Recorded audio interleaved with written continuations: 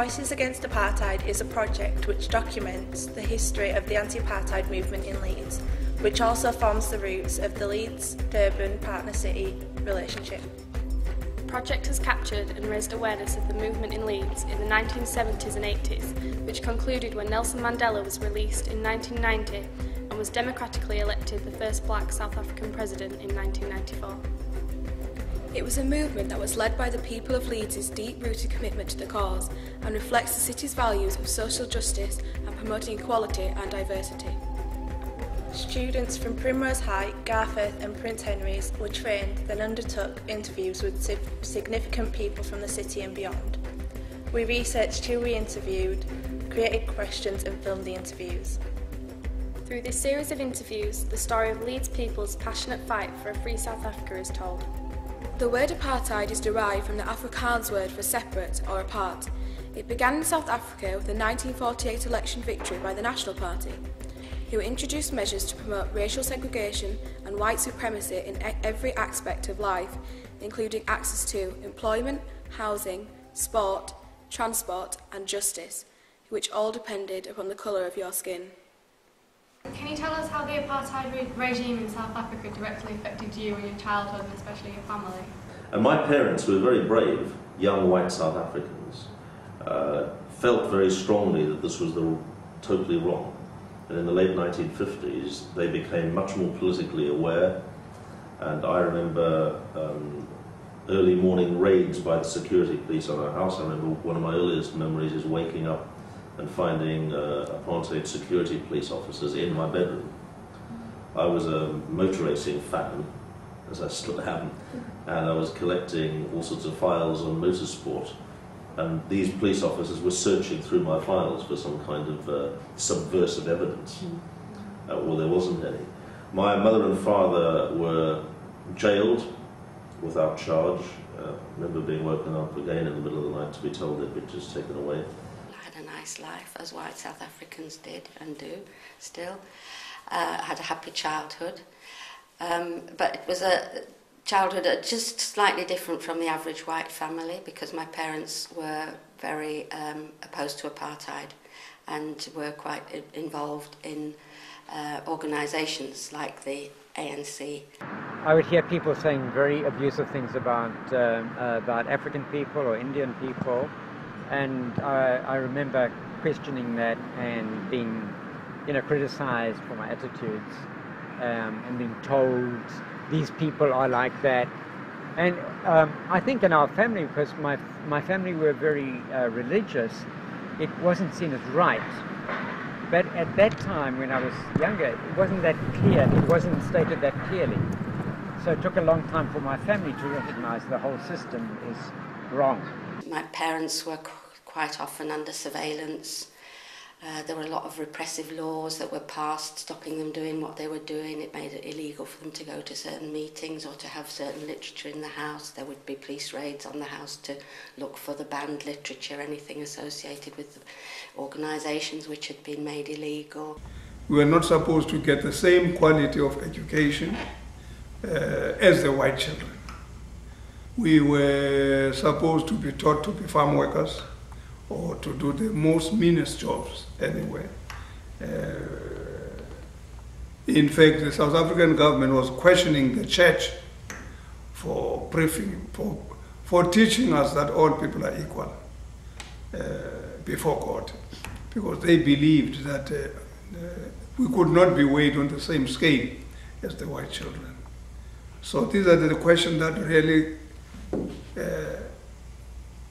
put us in a very opposed position against the white state in South Africa.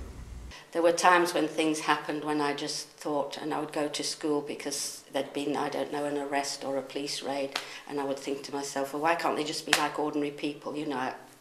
As a kid, you just want to be ordinary, don't you? And then they were issued banning orders.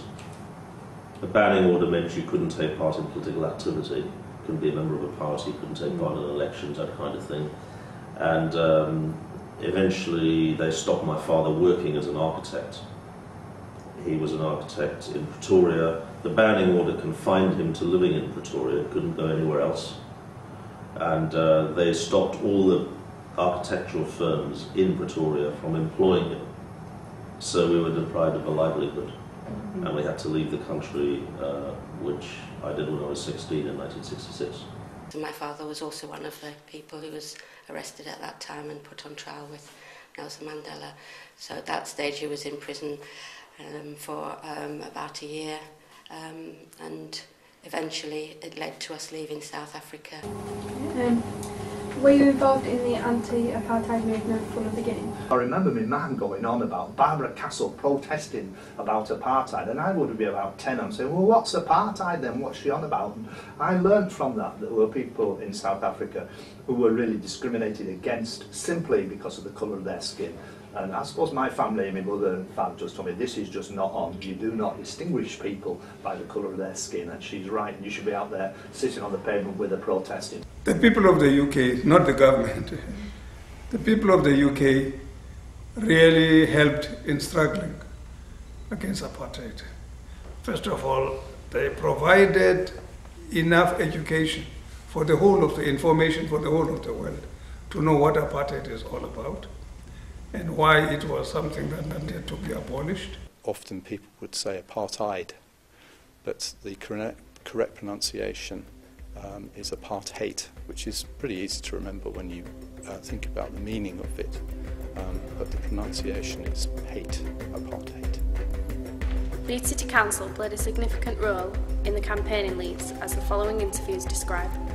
In 1983, the council made the controversial decision to name the city centre gardens after Nelson Mandela, who had been branded a terrorist. Can you please tell me about the significance of this decision to the Leeds City Council?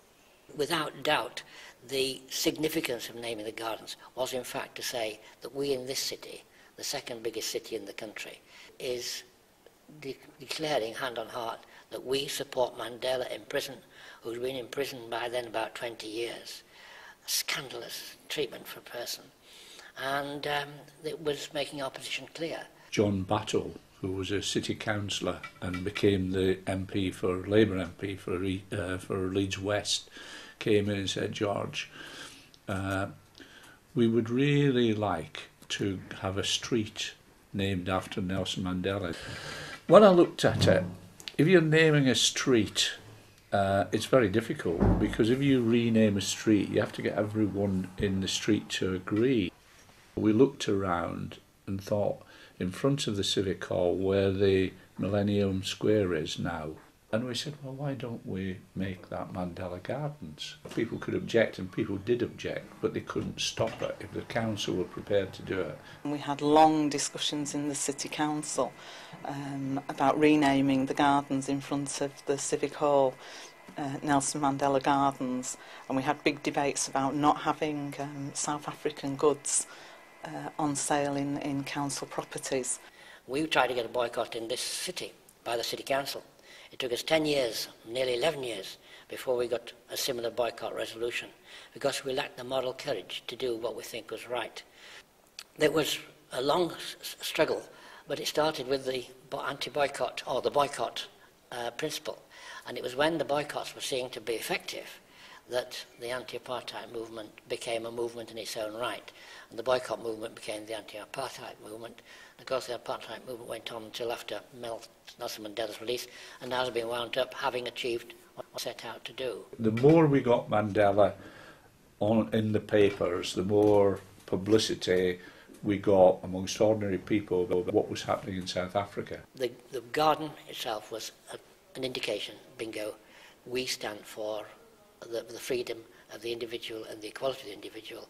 And to have Mandela come, it was great to hear the man that was named after was able to see it and realise that there had been people like us who were thinking of him when he was in prison without at that stage any hope of getting out.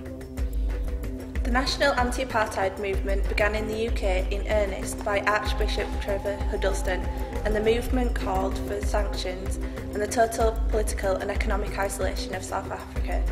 Leeds anti-apartheid movement was born. Please tell us when you first became involved in the anti-apartheid movement in Leeds and why.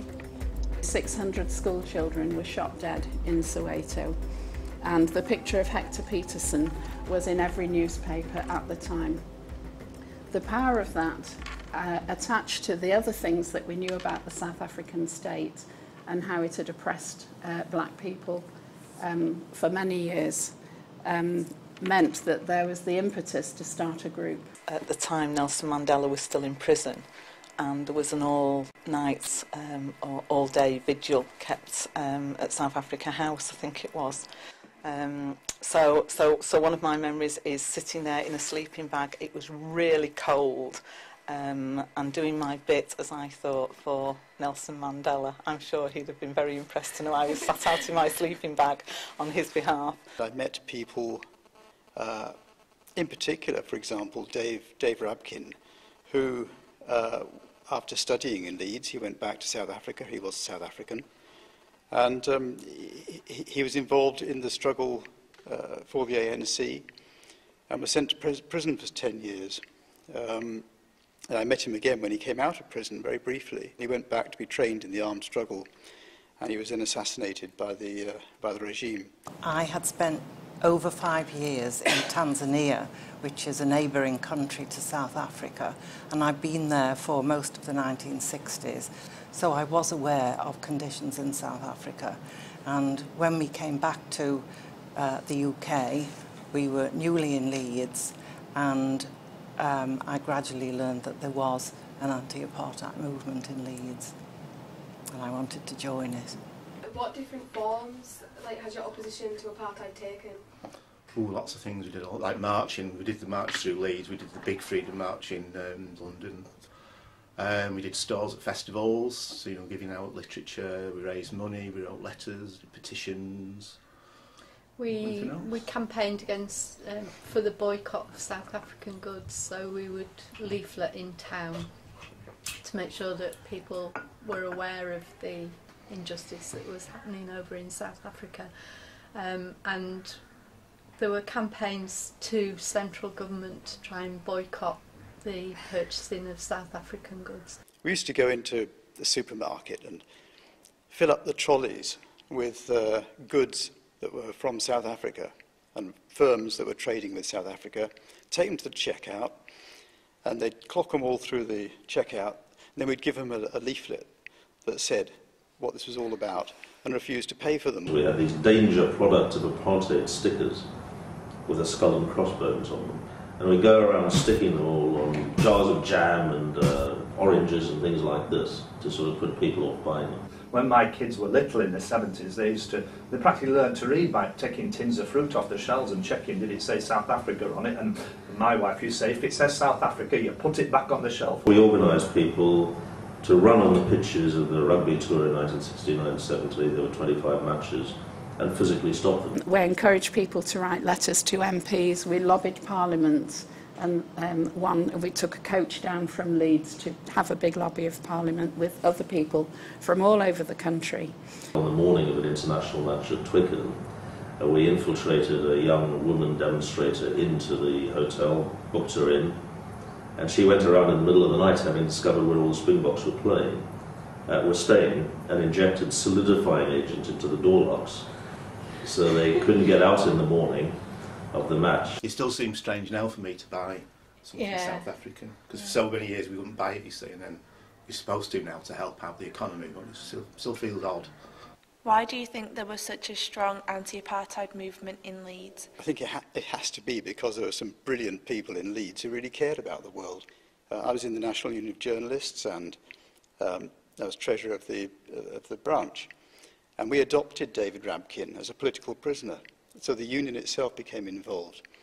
And we'd send Christmas cards and so on. Now, this might seem very silly, but Dave was only allowed 6 cards in his cell, and they had to give him a list of all the cards. And there were sackfuls of them arrived at the prison. And he knew from inside the prison that there was all this support going on outside. Leeds has always been a mixed city, a multicultural and multiracial city. So I think Leeds felt that, in principle, you know, discrimination, apartheid was wrong. In that Stop the Tour campaign, there was a fantastically active group of students at Leeds University, and they used to hire coaches, and they used to be well known for going all over Britain, down to London, elsewhere, in order to stop the matches. Why did the women's anti-apartheid movement start up as a separate group? How were your objectives different to those of the original anti-apartheid movement? A group of the women felt that we weren't given enough opportunities to get involved in practical action, and particularly action that concerned and would help women in South Africa. I think that was partly because the women involved had also been involved in activities to improve the situation of women in the UK. This was sort of feminist decade in the 1970s, but it wasn't separate totally, and it wasn't in competition. And the national anti-apartheid movement in London recognised us, and they thought it was fine that we were going to concentrate our activities in this way. We had karaoke evenings, and we had various sorts of gigs and concerts, and we always had a big event on International Women's Day, because the Leeds City Council Women's Section used to provide a small amount of funding. Perhaps I should also say it was all very enjoyable. You can make some very good long-term friends when you're involved in something that everybody feels very passionately about. And there are still 9 of us from Leeds Women Against Apartheid, and we still meet regularly. International pressure helped to bring about negotiations between South African President F.W. de Klerk and the ANC's Thabo Mbeki, later to succeed Mandela as president. In February 1990, Nelson Mandela was released from prison after 27 years. In 2001, Nelson Mandela visited Leeds to thank the people of the city. Were you in the city when Nelson Mandela visited Leeds? Please describe the atmosphere and why his visit was so important to the city. I was very privileged to be there. It was also a very joyous occasion, and what is now Millennium Square was just heaving with people, and they were all so happy and sort of singing, and there was that platform a bit like a big shell, and Mandela came on and he was hugging all the people on the stage, and everybody was singing, and it was just a very, very happy occasion. Very exciting to be there. Got an incredible presence that as soon as he danced across, and as soon as he started speaking, everyone fell completely silent. So although there were thousands of people in Millennium Square. And when he was released, before he came over, we had an immediate celebration. And it was in a civic hall, wasn't it? People all gathered together, and the toy, which is a kind of dance thing round, just to sort of cheering and celebrating the fact that things were. It was the start of the change. It wasn't the end of the change, but it was the big start. It was an unbelievably exciting time, and almost, I use unbelievably deliberately because it was almost as if it couldn't possibly be happening. It was such a wonderful time, and he was about 10 feet from me. It actually signed on this desk, I think it was, the Freedom of the City book. And I was Lord Mayor at that time, so I was quite lucky that I was sort of in the swim. And so I was able to nominate him and all that kind of business, and then get all the robes, look like a fairy, not a fairy princess, a Lord Mayor from Dick Whittington, with all the gowns and hat and all that flummery. And he sat there and signed that book, which showed he was a citizen of Leeds. And that was a great moment. And then we took him out and to a room where he could have a bit of a rest and a cup of tea. And I said, I'm going to have to leave you now because I've got to see all the guests. He said, oh, do sit down, Bernard, and have a cup with me. And the fact he said Bernard, I think now, how stupid of me. A grown boy now. Going, oh, he's called me Bernard. But he wasn't. He was just a lovely fella. I think it was wonderful that he came to Leeds and acknowledged Leeds' part in the struggle, as lots of other places in Britain had played similar parts in the struggle. Nelson Mandela was always very gracious at saying that the anti-apartheid movement was one of the 4 pillars that the liberation movement had rested on, had stood on, and that we were an important part of everything. And so with his charisma and people loving him so much, I think it had a big impact on people who saw him. I think the important thing is to use Mandela's visit as a way of looking ahead, and what, you know, can you, the younger generation, do to keep involved with South Africa and care about what happens there. I've got a letter upstairs in my room thanking us for the organisation of the event. I'll never forget that just standing there with everybody in this room when he came to address the chamber and just being just in awe of a person like him, that he was actually in the same presence. And it is a strange feeling of being in the presence of greatness. Honestly, it's beyond description and words sometimes. You just get that fantastic emotional feeling that we are living through one of the greatest times of our lives. And that's still the case now. You can look back at all the things you do and say and think, what was one of the most important days in my life? And I think it has to be seeing Nelson Mandela. Following the first free election in South Africa in 1994, civic leaders in Leeds took the decision to approach a South African city to work in solidarity as the nation underwent the transition to a democratic state. This led to the creation of the Leeds-Durban Partnership. Today, the Leeds-Durban Partnership continues to be one of the city's most active and productive international relationships for both cities. Please tell us why the Leeds-Durban Partnership was created and why it's important to Leeds. Well, it started off with friendships, our work with the schools, our collections. We used to have a collection for books to be sent out to South Africa, and it just grew and grew as a relationship, then a partnership, and then a commitment. And we used to then, still now, exchange students, exchange professional institutions and partners. Our schools go out now, as you probably know, and you know, vice versa, they come across here because we've developed those links over many, many years, and they never forget those people who supported them in the dark and difficult days of apartheid. Our jazz rock band went out in February and played at Umzaveli and at primary schools across the area, because our primary schools are now linked in with primary schools in Durban. It's quite interesting to see how the links that we have in different parts of the world through sport can be important, and it helps us to relate. And you know, I'm very pleased that through the City Council we were able to develop this link with Durban, and now there's a lot of movement backwards and forwards. I mean, I've met the Mayor of Durban several times, and we've taken him down to watch Leeds United. And it's just a fabulous place that, you know, I just feel really proud that I've been involved in it all, and that the next generation of people are still involved with the link with South Africa and the UK. And I'm just very fortunate that I've been around and been involved in it. Schools have really gained a lot from those experiences. It's the world as it is, real. We don't all live in one little place in Leeds. We all live together now in what we call the global village in the world, and South Africa is a key part of that. Mandela declared that there would be a new South Africa. In the years since the start of the ANC government, South Africa and South Africans have seen great and fundamental changes. The new South Africa has laid the foundations for all South Africans to thrive and live successful and peaceful lives.